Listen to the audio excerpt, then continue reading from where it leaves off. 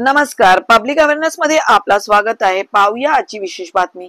मुंब्रा येथील रेतीबंद जवळ ठाण्याच्या दिशेने जाणाऱ्या धीम्या मार्गावरील रेल्वे पुलाखाली डंपर अडकल्याची घटना समोर आली आहे। ही घटना दुपारी घडल्याची माहिती मिळाली। या घटनेची माहिती मिळताच रेल्वेचे अधिकारी व पोलीस कर्मचारी यांनी घटनास्थळी धाव घेतली आणि जेसीबी तैनात करून बचावासाठी प्रयत्न सुरू केले। धन्यवाद।